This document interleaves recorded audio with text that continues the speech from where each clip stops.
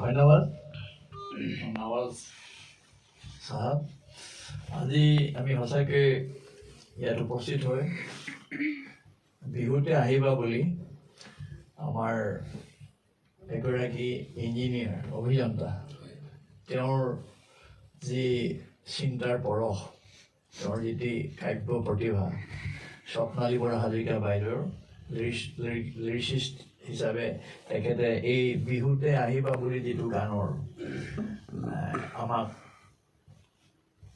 আমোদ দিলে, আমোদ বুলি ক'লেও ঠিক নহ'ব, ইয়াক এনেকুৱা এটা চিন্তাৰ খোৰাক দিলে। গানটো আমি নিজে লাকি যে এই আৰু শুভ মুহূৰ্তত আমি আছিলোঁ আৰু গানটো শুনি থাকোঁতে বহুতবিলাক কথা মনলৈ আহি আছে, যে বাজি আছে, যে গানটোৱে আমাক কিছুমান কথা এটা সময়ক, এটা ইতিহাসক, এটা ব্যৱস্থাটোক এটা জেগাৰ পৰা এটা জেগালৈ উত্তৰণ কৰাত ইয়াৰ এটা বলিষ্ঠ সাহিত্যৰ ভূমিকা আছে আৰু এই গানটোত প্ৰতিফলিত হৈ আছে।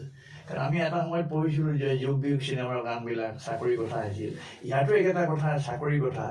এই যিবিলাক কথা ধামধুমীয়া, আমাৰ যিটো বাস্তৱিক জীৱন যাত্ৰাৰ যিটো ধামধুমীয়া, তাক আমি একাষৰীয়াকৈ লৈ এটা যাত্ৰাত যে আমি সদায় নিজে অবিৰত যাত্ৰাত যাতে সোমাই থাকোঁ, এই গানটোত খুব স্পষ্টভাৱে তাৰ প্ৰতিভাত তাৰ গাথাটোত প্ৰকাশিত হৈছে। আৰু মই মনদীপ মাজুলী আৰু আমাৰ ৰশ্মি পেয়াকো তেওঁলোকৰ যিটো সাৱলীল কণ্ঠৰে ইয়াক আৰু বেছি মোহিত কৰিছে। বাকী যিসকল আছে সকলোৱে এইটো এটা কনচাৰ্টেড এফৰ্ট, এতিয়া মিছনাৰী ৱৰ্ক তেওঁলোকে কৰিছে এটা কনচাৰ্টেড এফৰ্ট, আৰু এই এফৰ্টটোত কাকো আমি এৰাব নোৱাৰোঁ, প্ৰত্যেকজনে সফল হিচাপে দাবী। আৰু এইটো মই কৈ আছোঁ যে তোমালোকে এইটো ভিডিঅ'ত আৰু এটা ভালকৈ এটা ভিডিঅ'টো ওলাব, আৰু এটা আমি আশা ৰাখিছোঁ অসমৰ ৰাইজে আঁকোৱালি ল'ব আৰু যথেষ্টখিনি মানুহৰ মাজলৈ যাব পাৰিব, আৰু শেষত ক'ব বিচাৰোঁ যে জনপ্ৰিয় হ'ব। ধন্যবাদ।